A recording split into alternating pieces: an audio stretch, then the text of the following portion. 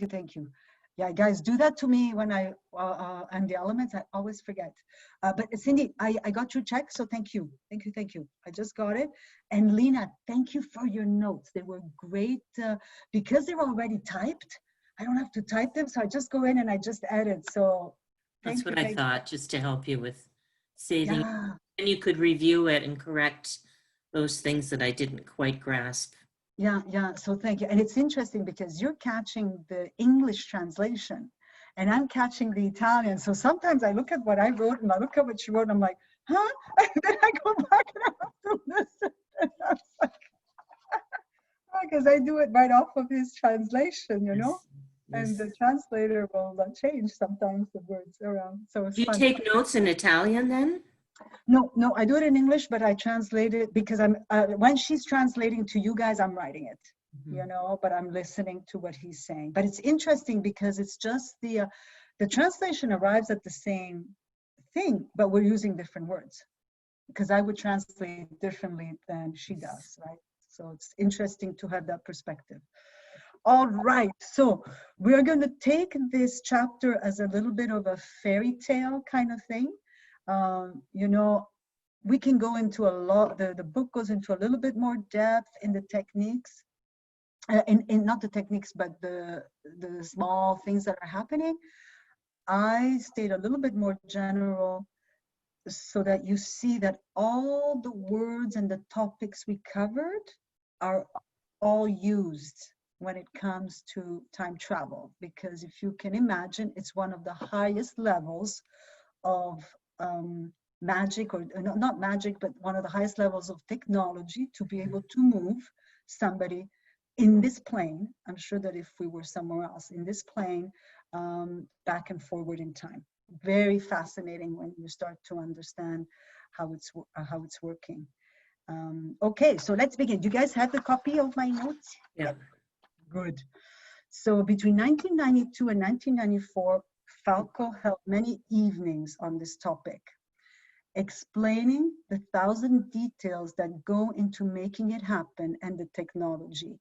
And the details are all those new terminologies that we've heard, those new things that we've been introduced to. So it can seem complex. Now that we have the language, it's easier. Time travel at its base is nothing more than moving from one time packet to another. So remember the time packets that we don't, and they're closed. They've got rhythm, complexity, and all the other stuff inside. You're basically moving from one to the other. That's in the essence. Understanding the rhythms, the complexity, the capacity of the time packet is crucial. Time packet has to have the same speed as ours. So they have to be somehow compatible.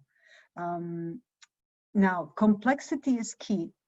The time traveled is considered a saturated event. Remember, saturated event and non-saturated. Saturated means that it's already created a physical event, so it gets imprinted on the plane of time. So it's important to know. And then it's much easier to move backwards for one event, for one, because the events in the past we recognize, we know what they are. Complexity is usually lower in behind us, and to make leaps in time, we need to be able to contract and expand complexity, mass energy equations. So in order to time travel, you need to get rid of all your mass, and then you're just pure energy, and then you can be flown around the time plane. So think of us, we are composed of whatever level of evolution we've arrived at. And in order to be able to get rid of all our mass, means we have to be very complex. So we're sort of tricking ourselves to being pure energy. Okay, that's the, in order for us to move, we can't have the mass, we just have to be pure energy. So we have to bring ourselves to pure energy. That's in essence how time travel happens. So we are speeding up our. Is astral projection a form of time travel? It's different, because in astral projection, they talk about also being able to move through the astral plane, but astral projection, it's a good question. From what I understand, it's different because you're not moving mass, you're moving thoughts. It's a good question. Hold on. If time travel is having no mass or matter, just energy. Yes, but you're still held in the aura of your being. You're only using that technique to move. Once you arrive at your destination, you materialize again. Oh, okay. Okay, now there's two ways to time travel. The other one is an astral. Now, when you say astral projection, let me ask you then, define what astral projection. Well, you can sit in meditation and or in sleep, and sleep in particular, and travel. So, and okay, so one, or and in lucid dreaming also there's the sense of you. In fact, today Helen told me about in her dream last night, lucid dream. She went back to a traumatic marriage she had 20 years ago and relived it. So I wondered if she wasn't just going back there to clear some emotion. I think yes, but I think it's different than this kind of specific movement in time to have an impact on an event. Okay. I think it's a little bit different, because the other way to time travel, there's not only they go physically, but they also go to possess somebody else. And when they possess, they're projecting. They are actually taking over somebody else's being through their astral bodies. I think it's different. I think it's different than the projection you're talking about. Yeah, okay. I think it's, yeah. Okay. I think it's, yeah, but keep that in mind, and then we'll elaborate it as we go. So complexity is the key. The time travelers can, complexity is usually lower to make leaps, right? So the essence is we are, in order to move in the time territory, we need to become energy. So we decompress, no more mass, just pure energy, and then we get projected to wherever we need to go, and then poof, we come back into, and we just hope and pray that everything goes okay. Otherwise it's a mess. But they've done it a lot, so I think they know what they're doing. So we also need to consider the physical weight and mass of the we also need to consider the physical weight and mass of the person entering the time packet, since that time packet is full, and we need to take out some mass out of that time packet to allow one to enter. So when a time packet is complete, it's full. It's like a glass full of water. So if you're going to put some human being in there that's 120 pounds, you'll have to take out 120 pounds out of there. So there's also this kind of calculation that they have to make. So it makes sense when you think of it. You know, it's very practical. And usually water is the element they pull out. They'll pull out water from that time. So they do their arrivals close to bodies of water. It is important is to make sure there are unsaturated events in the time packet, if not to use a technology to transport it, because they cannot have an impact in that time packet unless they have something to imprint the physical world. And those things are the fall of neutral events. If all the events are taken up, you can't put anything. So they have to carry with them these neutral events. There's a way to transport them there, or there's a way to get them, these time castles that are, you know, we talked about them in the geography of time, these time castles that are put there that gather neutral events. So when time travelers need to go get some capacity to impact that time packet, they have to go get some of these neutral events. Does this make sense? Like it's starting to come together, right? Like all the language is new, but It's like a little story, and you know, it's a new kind of Hogwarts story we're drawing up, but it's real. Now to the technology we use and what they do. There are many methods to time travel. We use this one, this particular one. And there's 5 rules. So the first, the 5 rules to be respected. One can travel using the physical body. Sorry, guys, I didn't edit it properly. One can travel using the physical body or the astral body, where they possess someone in that time packet, which is what I was saying. Time travel to the past only where complexity is less. We can't go where complexity is more, because think of it, we only have so much, you know, we can't add it. Yeah, if it's higher than us, then we just don't have enough evolution to get there. So much easier to go backwards. It's not possible to go in front because evolution, complexity will be higher. Tends to be. So time packets must have the same, okay, and the time packets have to be similar. So similar rhythm, time, you know, different pace, those 3 elements that are part of the time packet, the rhythm, the capacity, the complexity, they have to be somewhat similar. And with the time, oh, and this is interesting, you don't get younger. Shoot. The individual stays the same age. And only living forms can move in already saturated spaces. So because the time packets are saturated spaces, only living forms have the capacity to move there. I guess it's a law, part of, you know, the laws that govern this. And now the technology, what do they use? They use these time cabins. It's a whole suffix structure, and some of you guys saw it. I'm gonna get my big book so you can see it, so you can see what it looks like.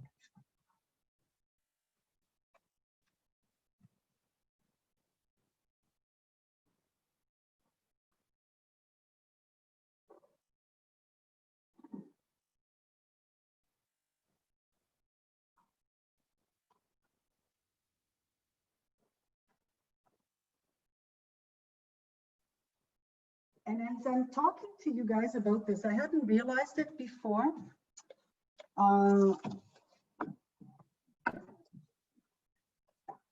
What is it called? So this gives you a good idea of what they're describing. I don't know if you guys can see it well. Can you see the rods, the circle at the top and the rods? So that's the cabin, and then there's suffix structures around there too. I mean, this picture is a different angle, but that's basically what it looks like. And what it's doing is it's creating a frequency in there that's vibrating, and it changes your structure. Basically, it does a few things, but so and I want to share this with you because I was in Egypt with Nassim Haramein on a trip. And we went to, it wasn't Ashwan, it was one, I think it was Karnataka. So it's one of the huge sites. There used to be on this site 20, it's a huge site, lots of temples, over 20 obelisks, 20. They broke, there's 2 standing, they broke 18 trying to move them. Sacrilegious, okay, sacrilegious. One was on the ground, and because we were a really large group, we were able to get close because they couldn't watch us. You know, we would create a mob around Nassim. And he said to us, so there was one that was the tip of it for maybe 20 feet was on the ground in a display, if you want, open display, right? And he goes, he goes, you guys, I'm gonna tip a little bit the point of it. It's a solid granite, it's a solid piece of stone. And you guys try where, you know, 20 feet away, see if you can feel it vibrating. This thing was like a do do do do do do. It was so potent. And I remember I asked him a question. I go, okay, let's see, because as soon as you touch the tip like this with just a little bit, and the whole stone vibrates. And I said, Nassim, if you've got 20 of these and you know how to attune them, like, can you even see this temple, or is it gonna like vibrate right out of existence? Because you've got a frequency that's going to dissolve the material world, you know, dissolve the matter here that we can perceive. And he said that's his technology that he's trying to create, to bring everything back to plasma, and then, you know, be able to transform. Anyways, there's a lot you can do when you bring things back to their little spinning atoms. So I think when I look at this, it's the same thing. So they put them in here and they create resonances and frequencies that alter the construct of our bodies. So I just wanted to share that. Was that interesting? I like these stories because I lived them, so they're cool. Alessandra, Yeah. you know, if they're in the cabin and their frequency is changing that much, has anyone talked about what it feels like what their body feels like afterwards? Yeah, I've had a talk with Antelope, and what she said to me is, you lose a lot of weight. You lose a lot of water. It's it's hard on the body. It's not an easy thing on the body. Oh, okay. They are protected, and there's a lot of things that they put in place. You'll see. I don't know if they've done them since Falco is not there. I think they were doing them more. I don't know if anybody's done them now. I don't know. But they did a lot of them while he was around. That's all I've heard. The other thing is they study the time packets and how they interconnect with one another. And they can see, remember the law of synchronicity, where you create a change on this time packet, but you're going to affect a whole bunch of other ones. Mm-hmm. So what they try to study is where do they, because sometimes if you just move a stone, you know, that makes somebody trip, you've changed the whole timeline. So, but you have to figure out with all the information you have from doing, you know, watching and seeing how things are connected, where you go do the least impact for the greater outcome. So that's and sometimes they fail. Sometimes they go and nothing happens, and they're going to talk a little bit about that, because they're not trying to go in and make wars or anything like that. Ecolai, hi, Eva. Hey, I just got home, sorry. No, listen, I know that you're always here, so I was just like, where is she? So, but Cindy told me to record, so you've got the recording. Oh, awesome. Yeah. So anyways, I just wanted to mention that, because if they're not going in doing big operations, they're trying to do the least amount with the greatest impact, because it is dangerous to do these operations. Okay, so that's also, I don't know. This is current, or are we talking?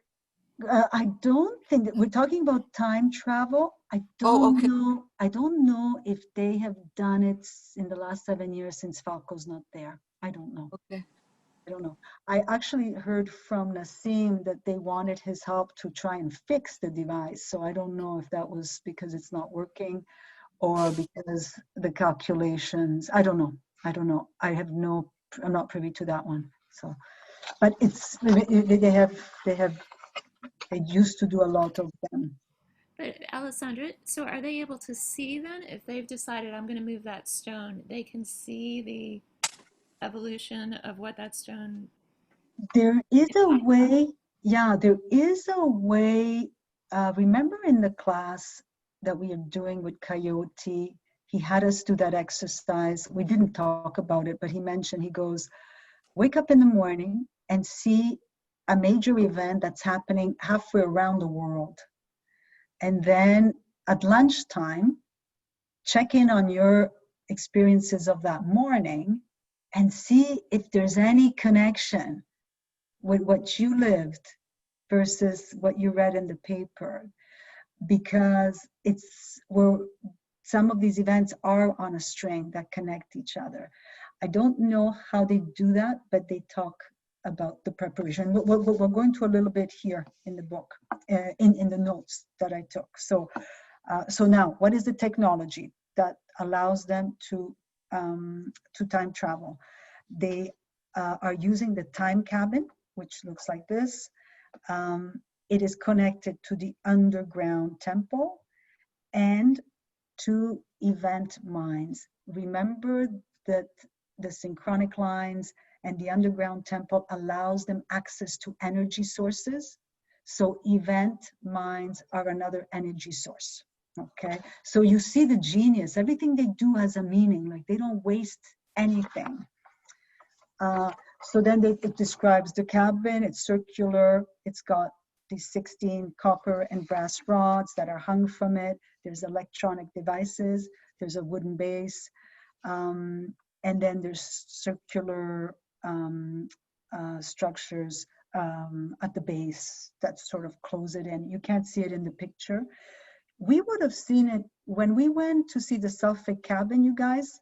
That's the time travel. That's the cabin. Remember the thing that was that structure? You did see the structure. When we went downstairs with Antilope, it was just in a different setting. But did you remember the rods? Oh yeah, I was in it in my healing. Yes, yeah, you go in I there. got my healing. She asked me to stand in the middle. Yeah, that's the cabin that is used for the time travel. Wow. Yeah, as well. So that was there. Now, how the time cabin works during time travel. So we have the kind of things the 5 rules to respect, what the technology is, and now the cabin itself, a little description. Now, how does it work? You can get it. I tried really to give you the main points. So you need to prepare, and this, I didn't think of it, you need to prepare the time travel. So they prepare them, because when their body goes through this change, it's difficult, right? So they need to prepare the time travel. They use hypnosis, is used to support the experience. And they have to insert codes into the mind of the time, to help our mind translate time packet rhythms. So in order for us to be able to enter another time packet with a slightly different rhythm, we can't just enter and not be impacted. So they have to give us some numerical codes that help us to open to that information. It's like, it makes sense, because you're going to something completely new. And just think of when somebody's trying to give you a new idea and you have to stretch your brain, right?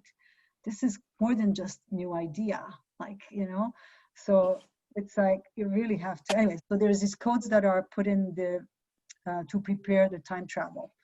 Now, vital energy, okay, so they have to use energy to propel this device to do what it's meant to do. So they create vital energy, singing, dancing, the metratura, any kind of arts. The temple holds this energy from the practices that are held there always. So the temple is always collecting these vital units of energy. And that is what's passing through the rods to create the working machine, the working cabin. And what does it do? It creates an electromagnetic field that is designed to create a resonance within the traveler. And then there's these spheroselfs as well that create an electrostatic field that creates an imprint of the traveler and his aura. And then through these techniques, the book goes into a lot more detail, but you can read it if you want. I gave you the reference. But in essence, you're basically being vibrated out of this moment in time through these techniques. And remember, the spheroselfs, the ones with the water, are always used to project out. Those are the technologies. When we talked about the spheroselfs, they're used to pierce in the synchronic lines. So you use them as a way to reach further. So the sphere selves are used to project the traveler in the destination that he needs to go to. Okay, that's the basic idea. How does it all work? So now we'll go a little bit step by step. So the equipment creates a concentration of energy that overloads the sensory system of the traveler, peaks the complexity, so the mass and energy, to less mass. That releases the traveler from his normal timeline, so he dematerializes.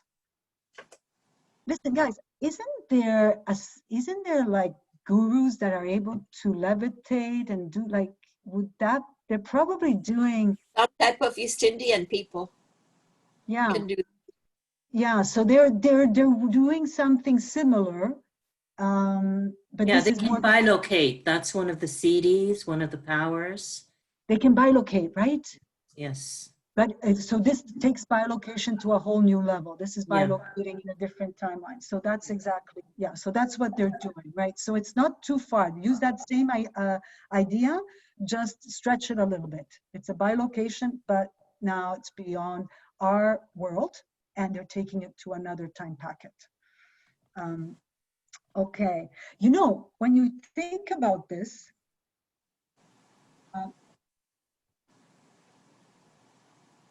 I just had, you know, the past, present, and future are all happening at the same time. Mhm. So are we really going to the past? Okay, anyways, just a thought. Just a thought. And the only thing they say about the future is complexity. The only reason we can't travel there is because complexity, because we're not complex enough to be able to enter it. Anyways, interesting, interesting. So, so the release is a traveler, and then the book goes into the details. I'm just going to mention it because it does talk about some of the things, and this is interesting. So, it acts on the atomic level, the quarks, which causes the mass to change to energy. Now, it happens at 0 time, or it would cause a nuclear explosion because of the energy that we contain, right? If we dematerialize them. Fascinating, eh? Because you are, anyways, I just thought, wow, like, that's cool. So, so when the quarks, when these atoms, you know, these smaller particles and the atoms are open, the self-fit device adds an element inside, so it can distinguish it from the other object. And so he can dematerialize. So that's how the technologies work. So you can't just, like, you need all these elements in order to make it work. So once the body dematerializes, the aura is protected in the cabin. The aura keeps the map of the body so we can put it back together. Yeah, thank God. Now, the building blocks of matter need to be oriented to the past. So we know what the building blocks of matter are. So a device is added to produce neutral events to our way to outweigh the pull to the future. Oh, okay. So so the building blocks of matter creating itself always goes towards complexity. So it goes forwards. So they also have to stop that tendency of the basic building blocks of matter that want to create complexity moving forward. So they have to use a technology that puts a damper on it and moves it to the opposite direction. So it's just because evolution is always going forward and the building blocks of matter are always creating all the little pieces that move us forward. So they even have to deal with that part. It has to be dealt with. And they have a technology that makes sure that that doesn't move towards the future, but is supported so that it feels okay to move towards the past as well.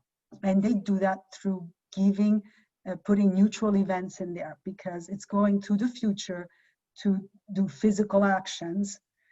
So now they're putting neutral events to create new physical actions in the past. So I lost you guys. Yes.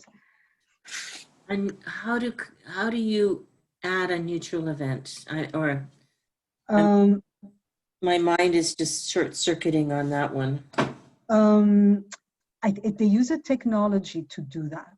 They use a technology. So a So- neutral event is sort of a blank file. A blank file. It's part of the fall of neutral events are coming down all the time. They don't all get saturated. It's one of the derivative laws. It's always bringing this fall raindrop of potential. Some stay and don't get used up.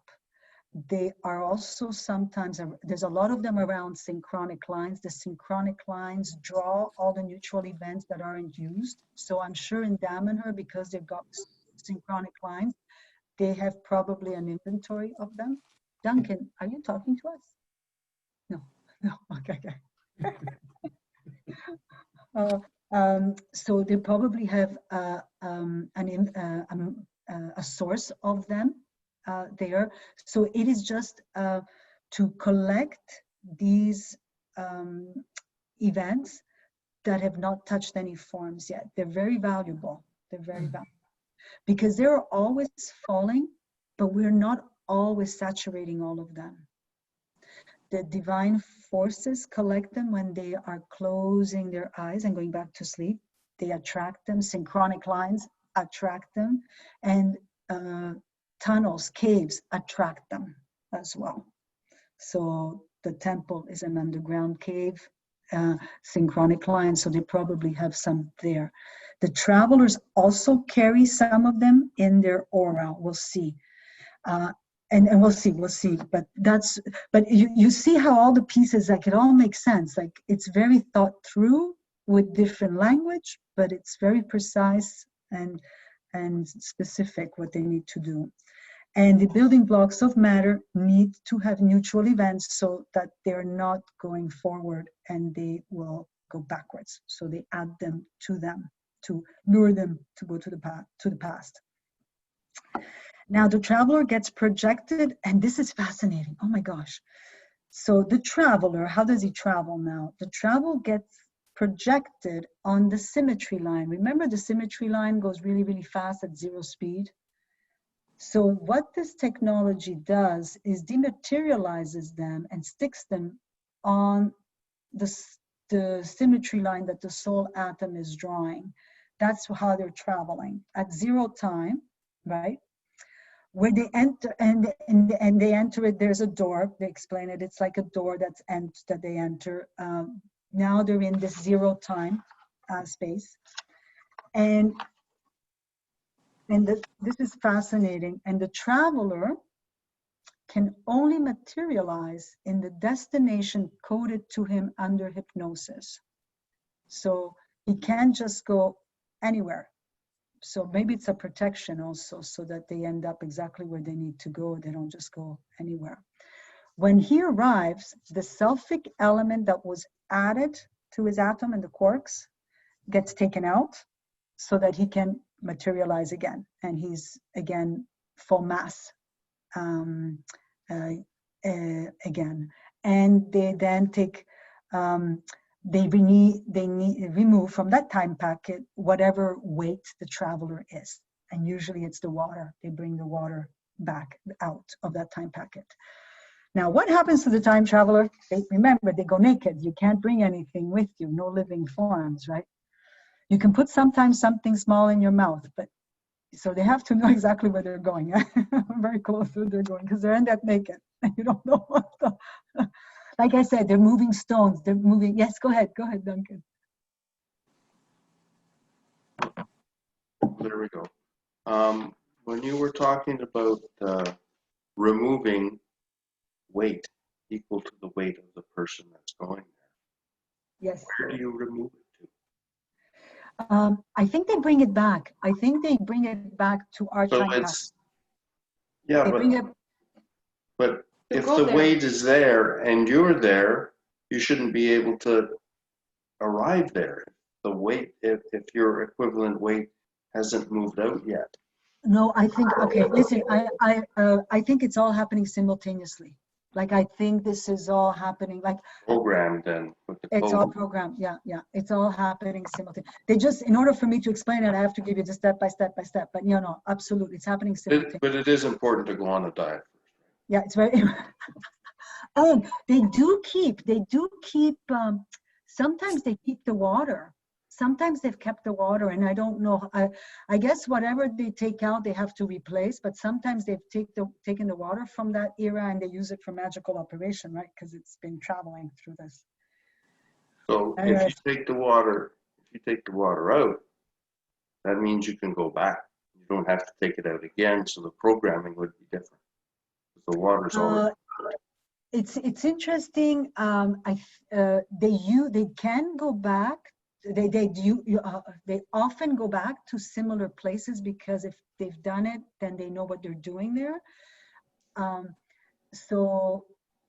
But when they leave, like everything is brought back to the same, and then they leave, and then it's taken out again. I don't think you can leave a void. You cannot leave a void once they've left. Like they have to fill it back in because the time packet has to stay maintain its integrity. So unless maybe they leave something there that Placeholder. a placeholder. Listen, I wouldn't be surprised. It's just not mentioned here. But if they can do all this mumbo jumbo, I'm sure that a placeholder would be a simple thing for them. Thank you.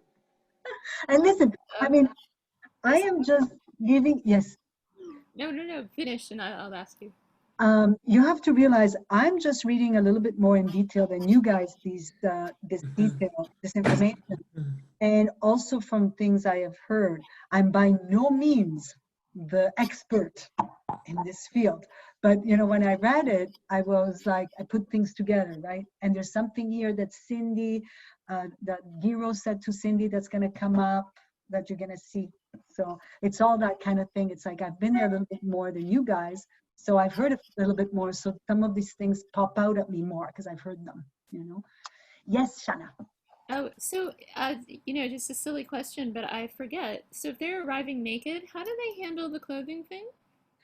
That's a really good question. Like I don't know, like I said, I don't know if they're landing in nature and they're making sure they're okay.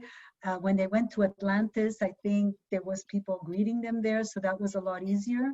But in this kind of cases, no. So they might be just moving little things around. So okay, they don't have to be out in public or whatever. I don't know. Bella, I have no idea. I think Antilope shared with me, and I don't know, like she had to move a stone. So maybe she did it in the middle of she had to move a stone so that this kid would fall. Well, Crotolo told us he had to move a boat or something. Oh no, he had to go into somebody's body, so that might be different. So he did the astral. And then he built a pyramid in Egypt. I think. And I would imagine you need clothes for that? No. I was with Crotolo in Egypt, and I'll never forget. It was one of the temples we were at. It was, oh my God. Oh gosh. Oh, what is it? It's a beautiful. It doesn't matter what the name is. So, but Ramses, during his reign, was responsible for bringing back the Renaissance of building temples. And Crotolo was so euphoric. And I said, I wondered if he had possessed Ramses to go and get him to build all the temples. Oh, why not? Why not? I mean, that's what you can do, right? You go possess somebody, and all of a sudden they get an inspiration to build, a temple, and okay, yeah. That's how they do it.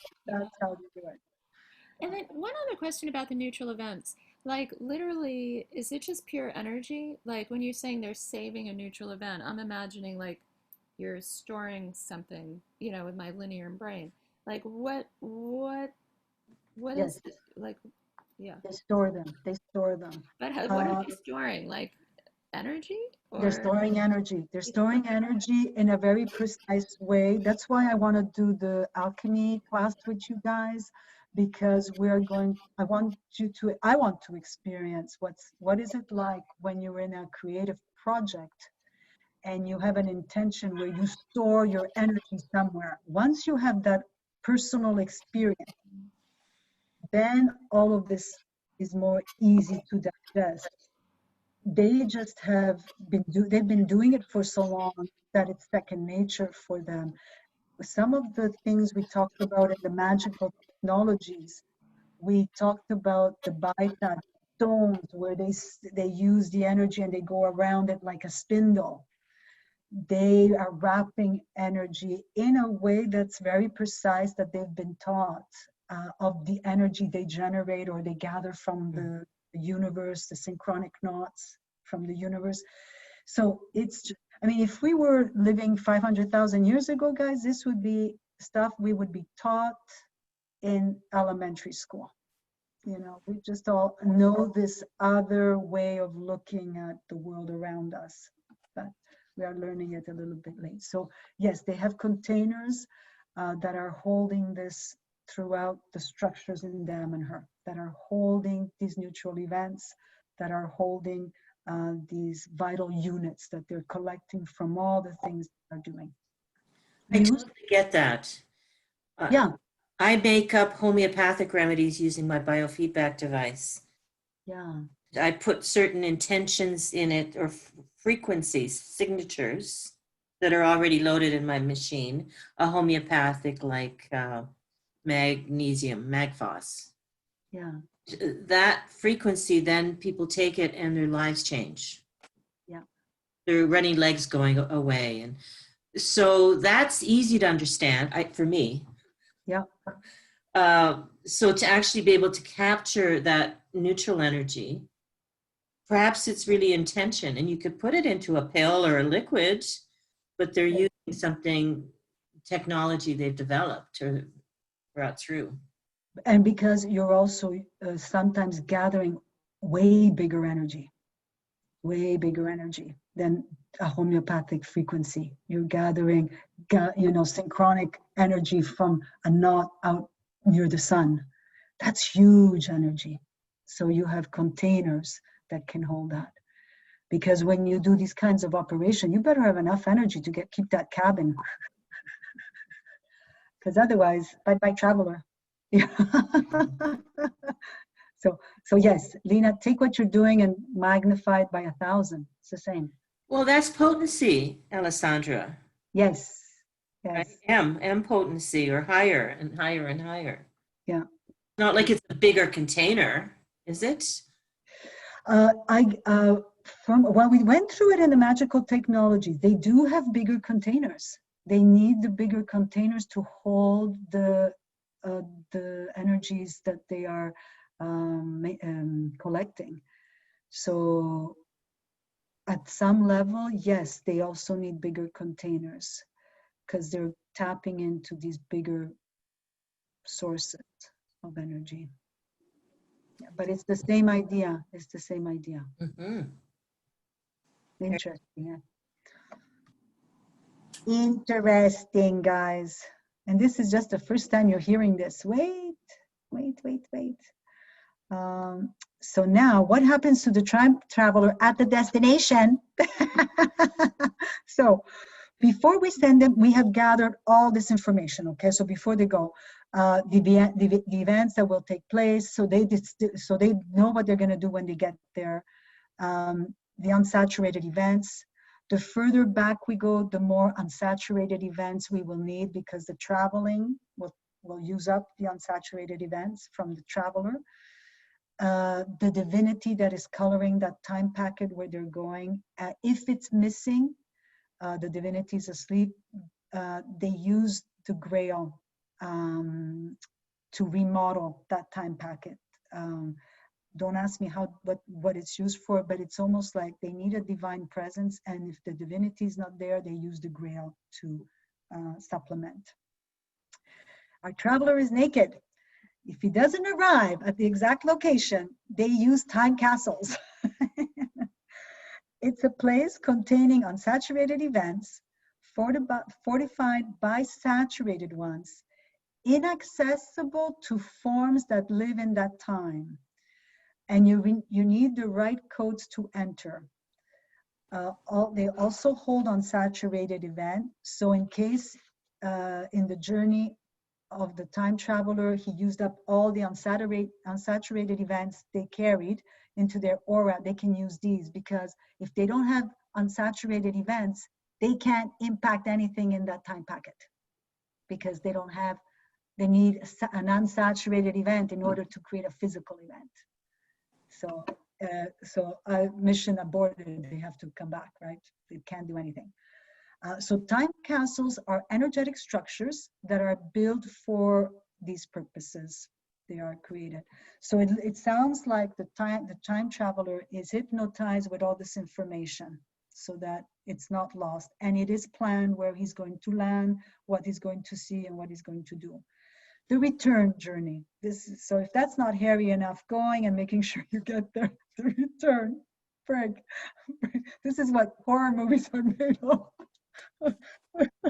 So the time cabin opens a time door, not at the same place due to the rotation of the earth, okay? So you gotta know where you're gonna have to show up, and the traveler will have to orient without having anything with them and be there at the right time, or they lose the opening. If that happens, a new door needs to be prepared and the information transmitted. Time to prepare that information will be much longer for the traveler. So it could be a few minutes for us, but the traveler is going to experience longer. So that's just to give you what's happening on that side. And I would love to sit down to see if they ever had any of these mishaps, because I'm sure they happened. So once the time traveler enters, the code will give direction to our present time packet, and the water taken out will be returned. And basically what happened to go happens to come back.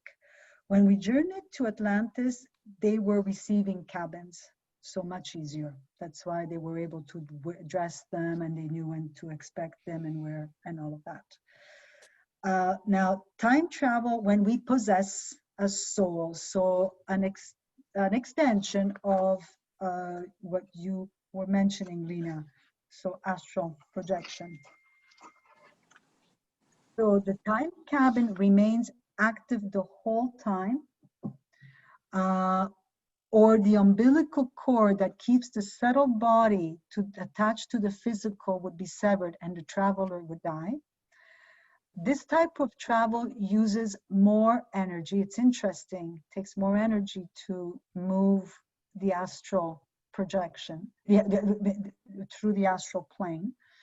And no water needs to be removed because you're just going in. Another difference, we don't use the line of symmetry. Instead, we move along the angle. Oh, this is interesting. This is a new understanding. We move along an angle that links time packets to each other. And it's a very specific angle. This angle is not only the angle to enter time packets, but also when moving between planes of existence. So it seems that there's a very precise, the world is very precise in mathematics in the way that it expresses. Yes? That sounds like the Merkaba. Have you heard about the Merkaba, our spaceship, which No, is can you? sacred geometry based, and it works on angles, the Fibonacci sequence, and So you see, it's all tied together, right? Yeah. Isn't that fascinating? Yeah, yeah. So when you hear these ideas, you realize that it all is connected. Everybody has had parts of this information. Huh? But this is such a different vocabulary. Yes. So unique. And when I try to fit it into my way of understanding energy, I just don't, I have to kind of leave it on the side in order to get the benefit of how new this is, how unique spiritual physics is to Einstein physics and, quantum physics even. Well, it's... and God forbid. I don't know if it's that different, because when we were doing some of the lessons, I was listening to Nassim's lessons at the same time, and his physics is so in line with this.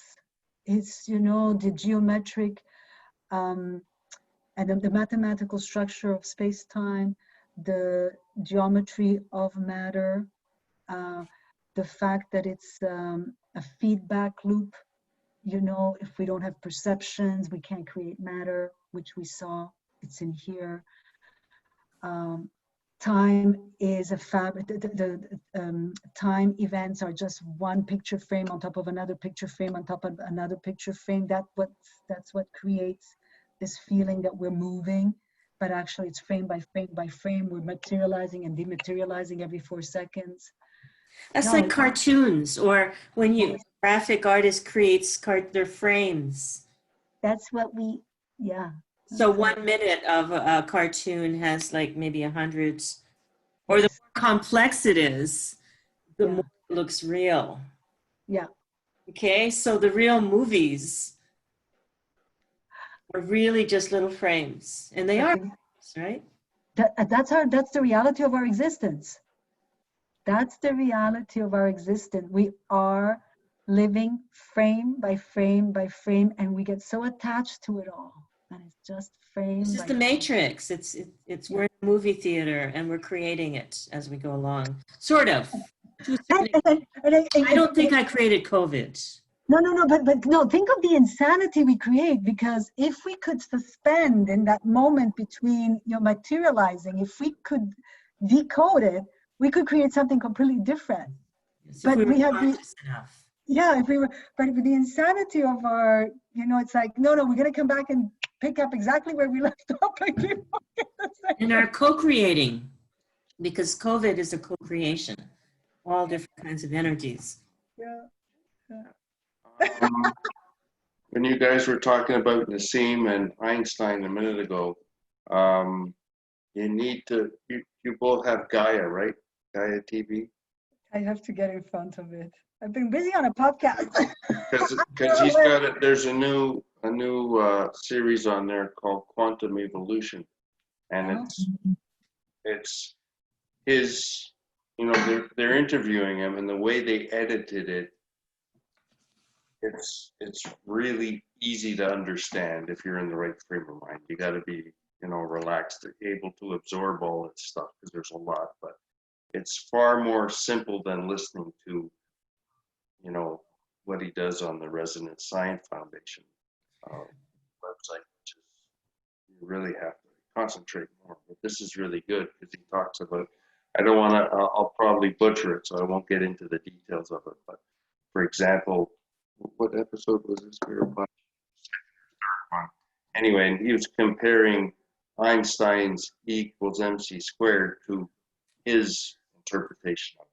And basically, he's given a definition to energy and mass, which do, and that's why we have such potential going forward.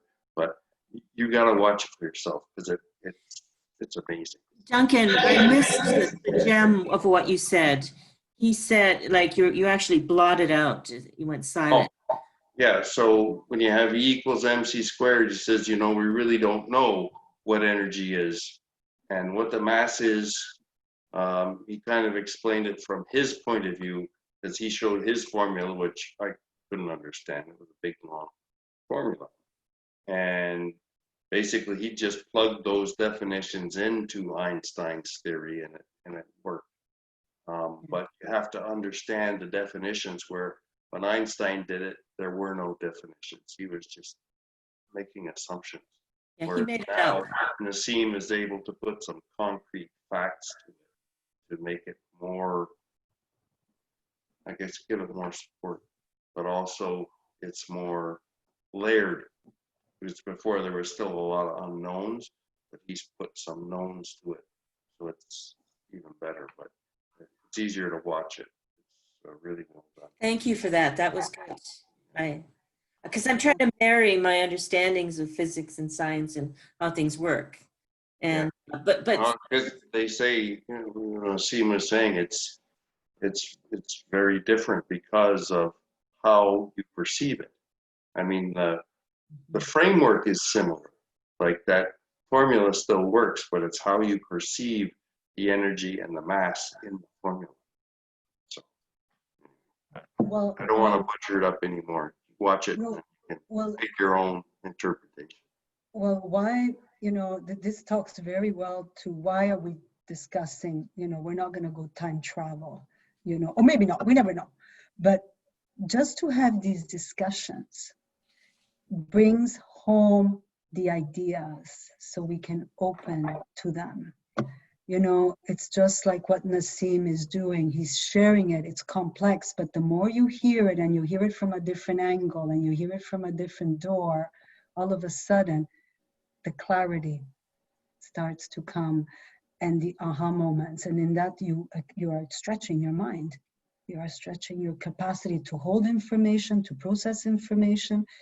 And then maybe instead of that 2 minutes of original thought, we'll have 5. You know, that's the goal. That's the goal. But nothing's original. Even artists are always borrowing pieces from other artists. So we don't have to worry about how much of that is original. It's what we do with it, you know, Yeah.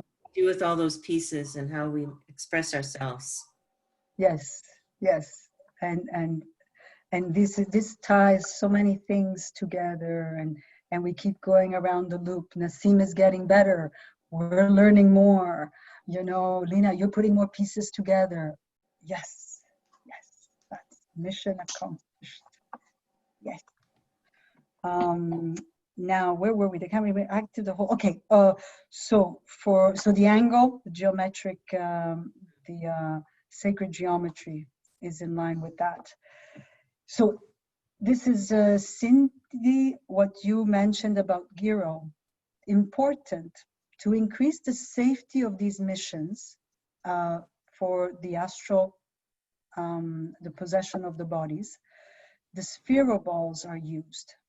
So the sphere operators are trained to use the spheres and connect to different points in time.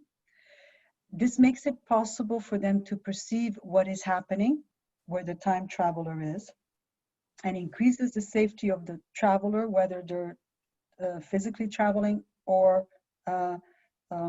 astral. No, I think if this is more for physical. Sorry, guys, I think this is more for physical. Listen, this is fascinating. It uses the senses of the various animals to be possessed in a non-invasive way. It's beautiful, eh? Animal behavior is not changed. It just allows the technicians to observe. So they'll possess an animal in that place where the traveler has gone. Now, from 1994, there have been 1,000 journeys, and we have learned a lot. The intervention of a time traveler has 4 types of outcomes. 1, cause and effect. You go to a point in time, notify it, thinking it will have an impact today, and nothing happens due to time waves. Modify it, sorry. So one of the things that they've seen is they make a modification, they come back and nothing happens in this time. And they say, okay, there must be these time waves, these rhythms that null out these small things they try to do. They're too small to have an impact. Then there is the other experience of correspondence, compatibility of time packets tempo.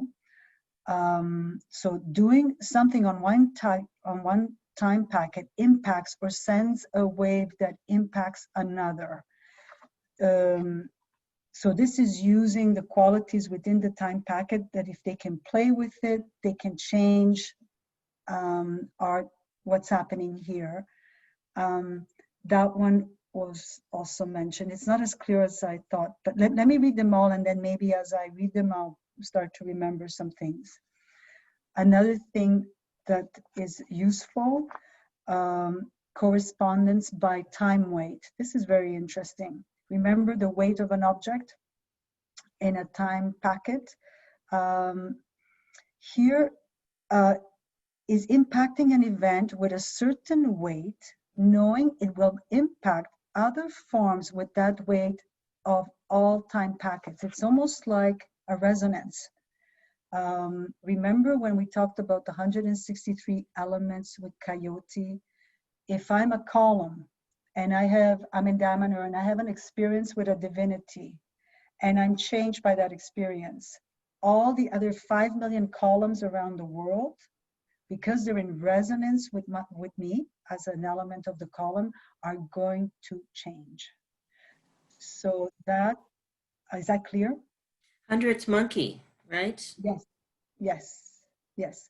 And it looks like what they learned is it has the same thing with a weight. So an object that weighs 100 pounds, if it's changed on this time packet, it's going to change all the elements on all the other time packet that are.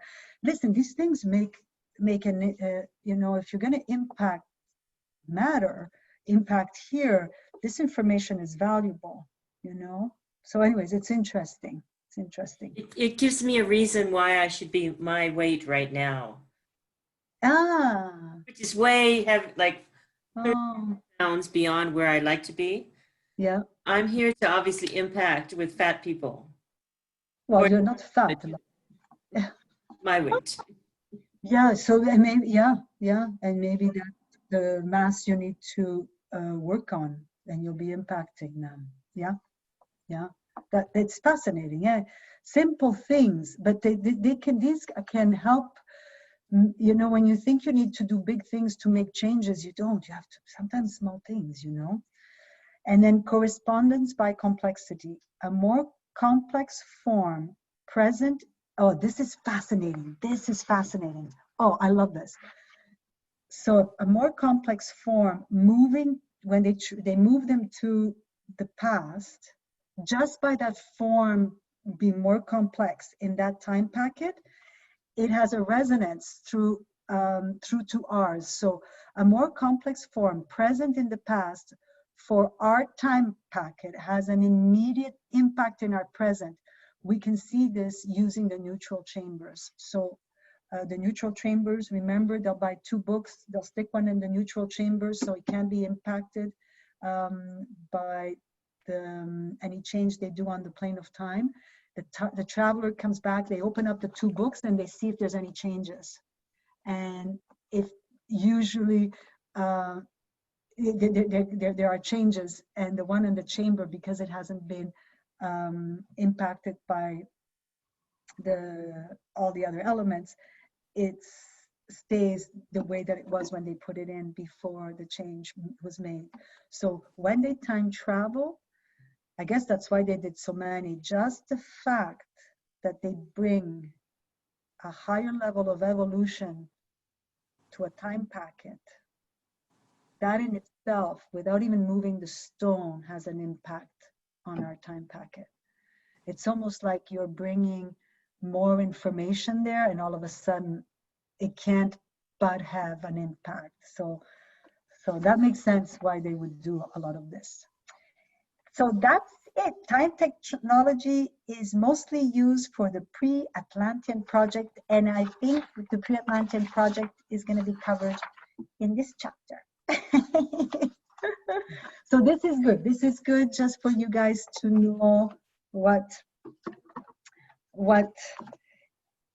you know, what all these things that we are learning, what's their purpose, what are they about, and you realize, oh my goodness, they're using everything. They're really living by the things they know in this book. Now, history of magic in our time, this just has to be read. So I just want to read as much as you. Are you guys okay to do another 10, 15 minutes? Yeah, we'll read it. I have a question. Yes. I'm still going back to seeing Falco naked on the other side. Good Italian, dark hair guy. Don't go there, Elizabeth. Don't. Oh, come on. You might as well dream. I know Cindy's dreams about him all the time. Anyways. And Eva too, right? Anyways, so he is in the chamber. And naked. With everybody around, they do their thing. He's with the painter, right? Or with Yeah. the No. photographer. Okay. Wait. Okay. So correction. When they went to Atlantis, they didn't use the chamber. Remember, Krautolo actually shared with us that there's the time travel chambers, and then there's portals, and they use the portal and the portals, there's a portal near Damanhur that they use to enter. And maybe it was a planned event, so they use the same thing though. It's just a door that opens that takes them to Atlantis. So they didn't Okay, use the so same he route. shows up there, but they Naked. don't travel both at the same time. They have to travel My, separate times. no, my understand, because the other book that is like this has them both going at the same time. Yeah, because it's a portal. It's different. It's Okay, different. so they stepped So through the door. they opened a door and it's a little bit different. But they arrived and they knew they were going to arrive there. So I think they were greeted and they were given. So this is, they're fully, like their whole body. It's not astral. No, It's no, their they're whole body. physical. They're physical. And they were there for 3 days, which is longer than what these operations are like 24 hours. These Okay. ones. So are when they came back, it was also through a portal. So they had to know yeah, where to enter and exit. Yes. when to enter. And how did they figure that? I have to, that I don't know.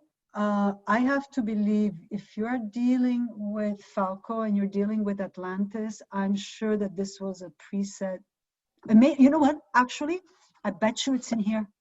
I bet you it's in this chapter. I don't remember reading it now. I didn't read it fully, but I bet you it's in this chapter that explains it, because this talks about all their different magical operations that they've done. And I think Atlantis, the travels to Atlantis. So before I go babbling on and I'm incorrect, we're going to read them. I think, but I know that Crotolo said that because I asked him, I said, is it different? And he goes, yes, it's a portal, it's different. The synchronic lines, they didn't enter a synchronic lines, they entered a portal. So it was a different, yes. You remember, Lena? I mean, I've seen all of this on TV. I was raised on Star Trek with, you know, Captain Kirk and on and on and on. The Guardian of Forever. I know this, and now, you know, this is being explained in Italian, that doing it, you know, and kind of like you said, mom and pop, you know, compared to the high tech we saw in some of the later Star Trek shows or whatever. So they did have the concept. So this is totally easy to get. Yes. And I like the portal idea of travel because, you know, you don't have to be naked. No, they have to be naked. They can't. Okay. They have to be naked because right? saturated events. Remember, they still have to adhere by the laws. They can't just pop up. Yeah. So it's really easy to understand this material, right? It's already in our culture. I would say, does anybody not quite get this? All of you totally get it. Yes, I mean, I think, you know, yes, I think for me, what's fascinating is that it's in black and white and these people are doing it. Like, it's one thing to do it in a movie. It's another thing where you're like, they've done this. And Cindy asked, you know, who moved the stone? I think it was Antilope that she had to move the stone. That was her job. So I think that's, Lena, what gets me. Like, it's just like this is really cool. Like, and then to have been to Damanhur so many times and realizing everything they do is a purpose. It's like nothing they do is without a purpose. It's so thought out, even though it's very simple and mom and pop like, it's all with these principles to make sure that, you know, everything is thought through and thought out. It's quite fascinating to me. So I think it's one thing to hear it in a movie that sort of opens us to these ideas. It's another thing to know that I've met people that have done this.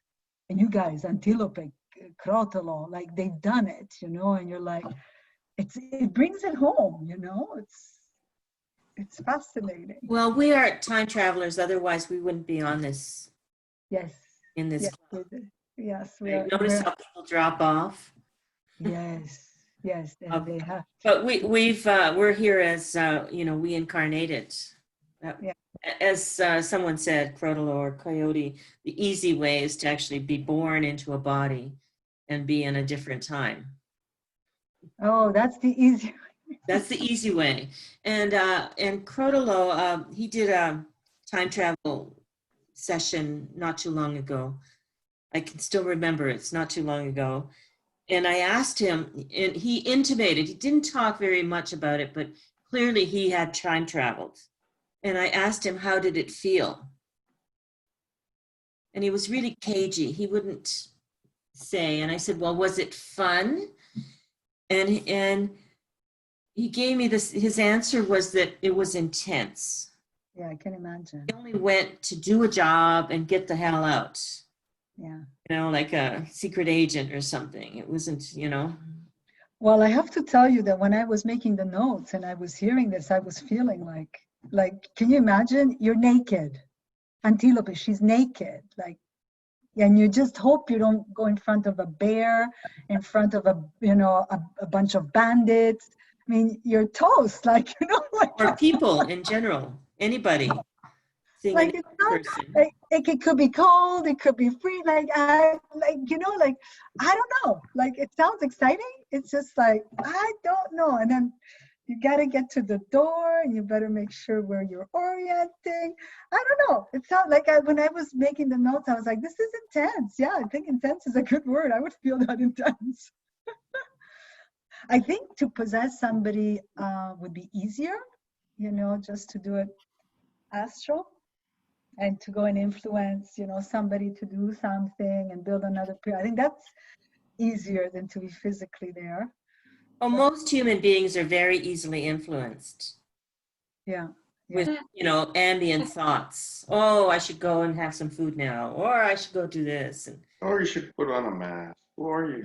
Or take the yeah, back. exactly. They're sheeple. The sheeple are really easy to possess. Yeah. Yeah, the sheeple are very easy to possess.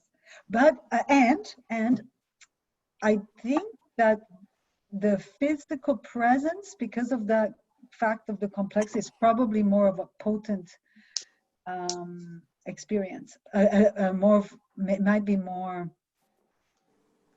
There's more. Maybe it's more valuable. I don't know. Ramses, built some more temples. Yeah. But the complexity part, to bring a form there and it has an immediate impact today, that's pretty cool. That's pretty cool. Can you talk about what you got about going into animals? Say that again. To how you can possess an animal. Well, what they talked about here was they use these spheral selves to project themselves into the animal and be able to use the senses of the animal on that time packet to observe what's going on. So they have, because one of the questions I had is, okay, how do they watch them? Like, do they have a magic ball? Mm-hmm. But this makes to me a lot more sense, because if you astral traveling and you are possessing somebody, then you can possess also an animal and, observe what's going on. I don't know anything about it, just what I read. But Cindy was saying that Giro, our driver, when we were there, shared with her that he was behind the sphere doing this operation. And Cindy, do you remember if he said he did it for a day or 2 days? Like, was it for a long time? Like, I bet you they can't break contact. He didn't say, but it seemed like it was his job during time travel. Right. Like to be the keeper of the sphere to watch. It seemed like that was his job. So they do it for about 24 hours. They have a specific amount of time. Maybe it's less, but it seemed from this that, yeah, maybe it's less. But they have to be focused. Fascinating, eh? Alessandra, I'm kind of focused on the 1,000 journeys. Over how many years? If Falco died 7 years ago, it's like 20 years, 19 years. They did them. What did we say? So he started to talk about it in 1992 to 94, and then from 94 there've been 1,000 and he passed away in 2013. So almost 10 years. 20 So probably years. 20 years. no. Almost 19 years. Oh, they did it for 2000. Right. 20 years. 20 years. Yeah. Divided by 1,000 times. That's like 50 times a year. Isn't that a lot? And aren't there only like a handful of people who do it? Yeah. Once a week. They probably were doing a lot of them because you realize that the operation he was the operations he was trying to do were big, and it's almost like the trajectory of this time island that we're on ends in 600 years. So if you keep going straight, this is the trajectory, right? He needed to completely get rid of that trajectory and move us here. So he might have had to go and do all these operations to move. Yeah. So that's probably why. Hi, darling. Hi, darling. I'm just gonna let my puppy out. Come over here. Come over here. Come.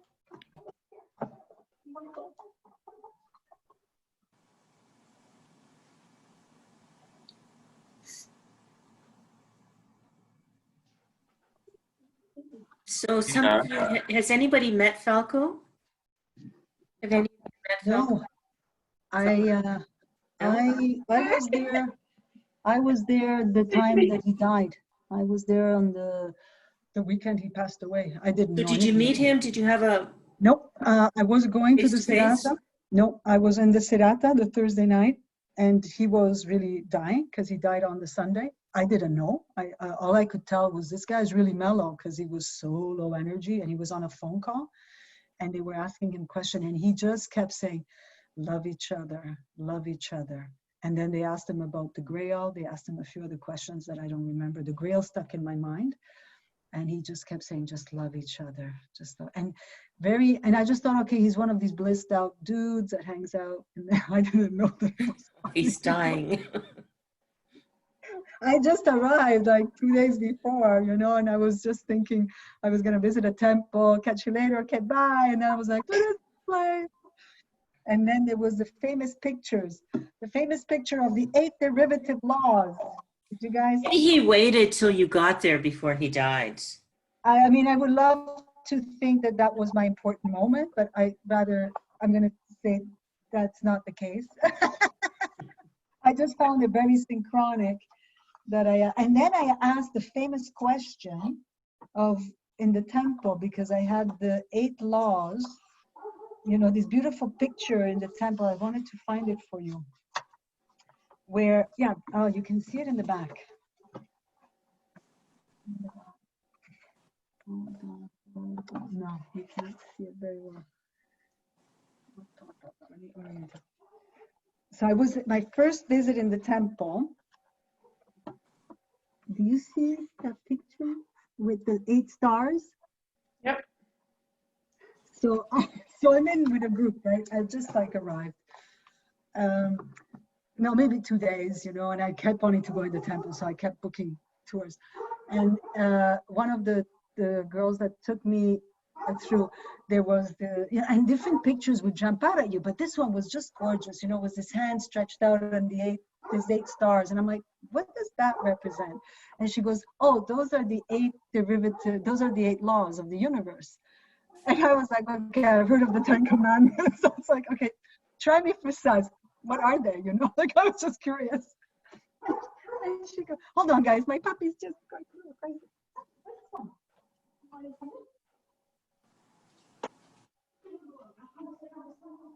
Sunday. That's Sunday.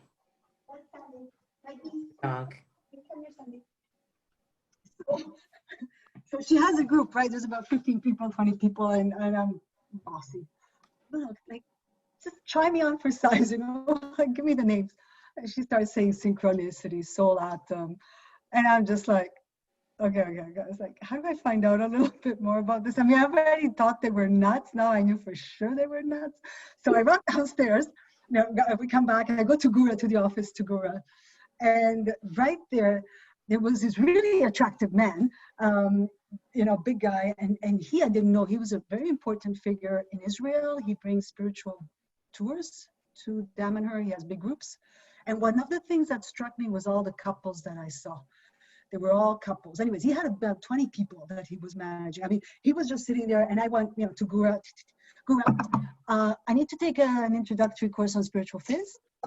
Like, what is this? Like, what is, I need to learn about these 8 laws of the universe. They're a little interesting, So it was very synchronic, because right there was the leader of the Israeli group, and she goes, oh, Siv has a private lesson this afternoon with Ornitorinco, and let me ask him if he'll allow you to join him.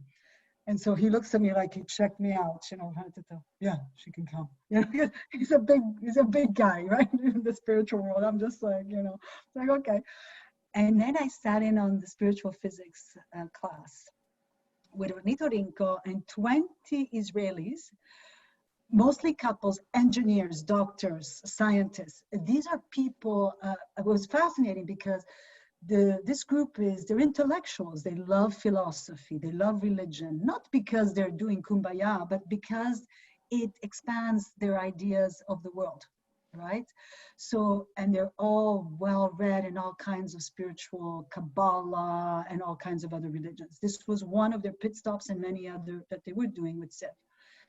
And I was in this class, and they were asking questions. So you can imagine these very educated in spirituality and knowledge of these esoteric texts. And Ornitorinco was answering them. And my brain, I loved it because he was so simple. Ornitorinco is an incredible teacher, and he was so clear, and it was so fun, but everything was so my brain was hurting. And I would have tears. I was like I could tell that it was awesome, but I was like, where the fuck did they get these ideas? But it was all fitting in to what the people that were studying Kabbalah and the questions they asked, like it was all the same. And I would never have had that level of experience on my own without being held with this group of really knowledgeable people. And I walked out of there and I'm like, I'm buying this book, I bought a bunch of copies, and I bugged Damanhur for 6 months. Can I have a teacher? I wanted Ornitorinco. I want to bring this one course to Toronto for my friends. I just want one course. And then they put me in touch with Krotovo, and that threw a whole other. But I wanted Ornitorinco, and that's it. But he was going to Israel, so he wasn't the person for North America. I was like, no. What you did to my brain, I want my friends to have their same experience. And that is my story. So for me, this book has always held the knowledge. This book for me is the key. Just to dissect it and have the stamina to go through it in its sound bites and its tidbits, not too much. And then we can go deeper. But I think it holds so much.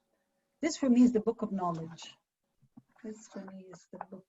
Like the organon is for homeopathy, this is the book of knowledge for life.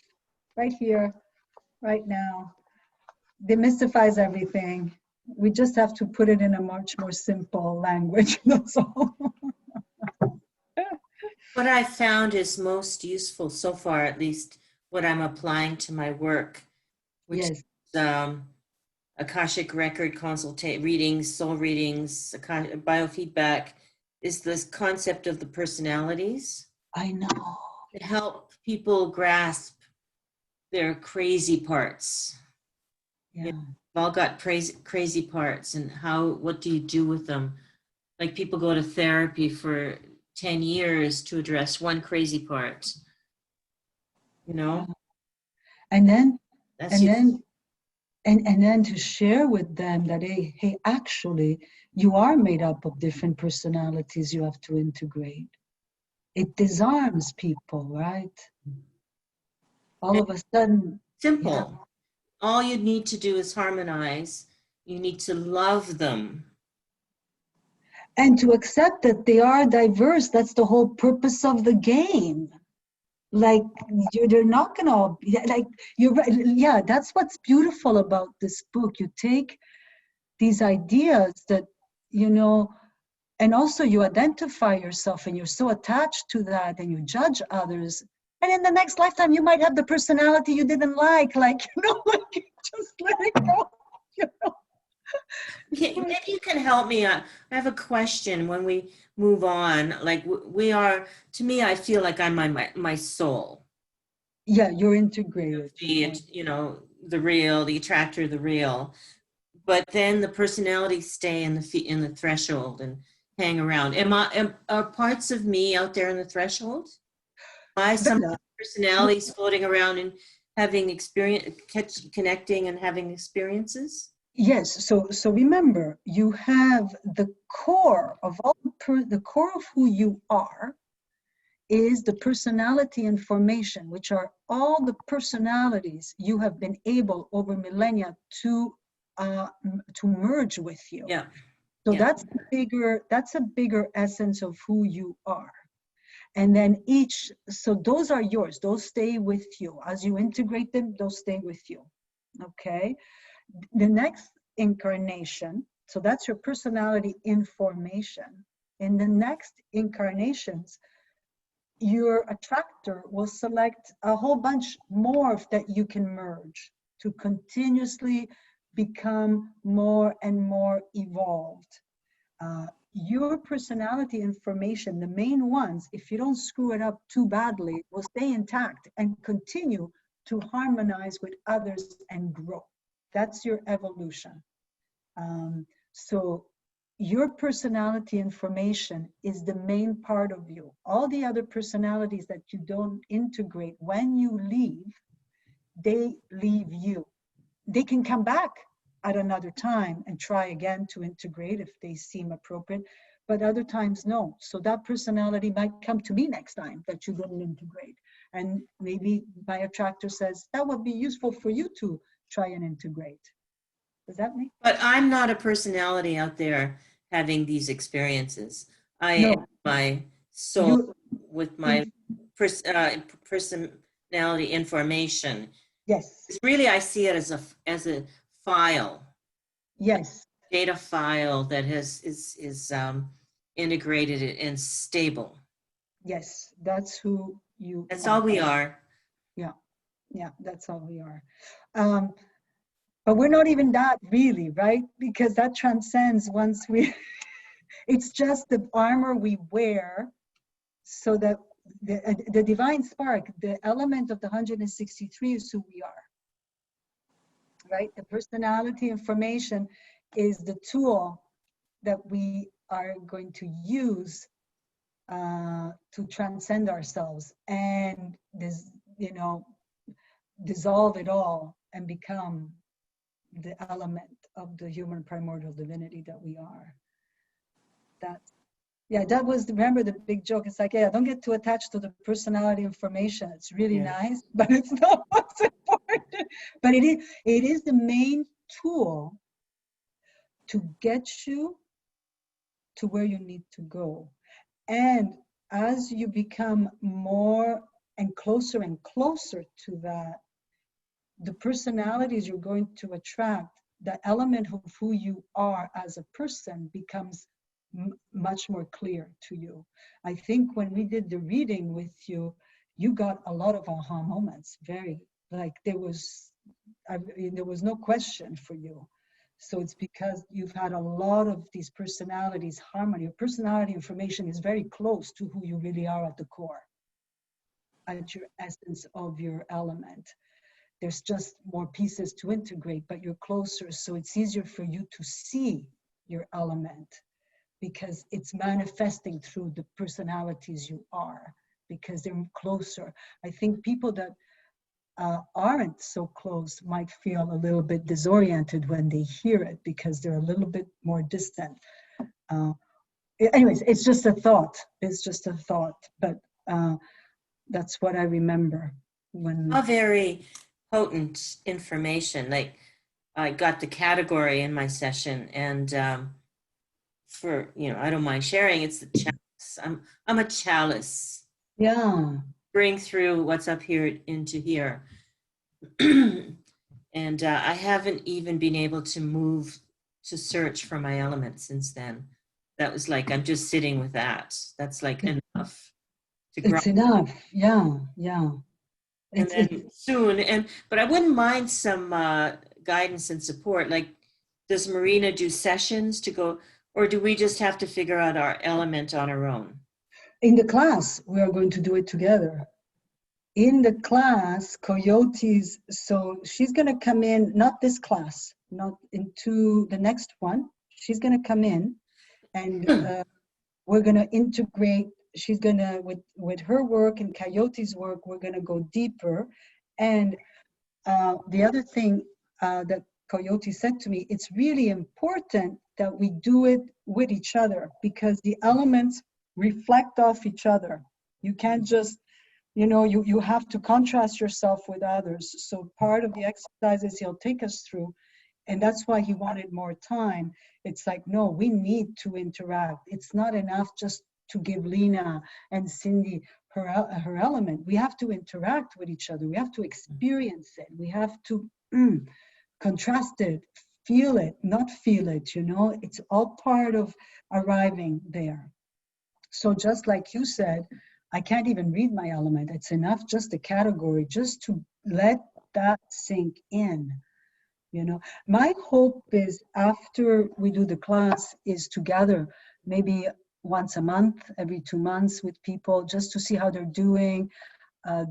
Just to also continue the research they're doing, you know, with gathering this data. And maybe when things get, and I'm hoping that we can do, I have enough people to do it again in January with another group. And, you know, if I get another group of 20 people, that's 40 of us on this part of the continent here, that maybe can, when things open up, we can do some activities to see, you know, and enhance this research and continue the research. My sense is that what we're doing when we get together is more than we think. Yes. You know, in our little book club, which, you know, has its members who come and go, or Coyote or Crotolo, I think this is the most critical time ever To do this. COVID, you know, reset. This is the craziest time ever. It's like a flashpoint. And the fact that we even meet, I feel like we're doing the work just by hanging out. I totally agree with you. You know, remember, we are under divine attention till 2022. So everything that happens right now is more potent. So and it's so like today, yesterday, every day is right now, these frames of this is the most important time. And we get to shift the timeline. Yeah. Right? Like I don't see a COVID timeline after like soon as possible, like a month. I'm done now, but if people need a month to get over it, I'm okay with that. Yeah, it would help me with my project. So another month would be fine. After that, I want to start living again. I don't want to be a monk anymore. I feel like a monk. So is Falco around? Is Falco's energy around? Do you feel it? I mean, you're the only one who's met him. Well, I know Cindy has talked about her experience. She's had some experiences. I felt him very strongly in the metal room once in a meditation that I was in. I do have his picture upstairs that I sometimes, when I'm working with the Sphero self, I connect with. Yeah, I think you call him in. You know, one of the things also of these very enlightened beings, they can also possess people. They can, you know, in Damanhur, there's the dream team. You know, they took Falco, made sure to leave them his dreaming capacity. Some have other gifts. And I think all of us that are being called to study this work, I mean, this comes from Falco, is probably being called because we are in resonance with some of his skills, his qualities, you know. So he's present. that was my experience. But Cynthia had some experience with his paintings, or I don't know if I'm putting you on the spot. If you want to mention. Oh, okay. He came through in a. Yeah, go ahead.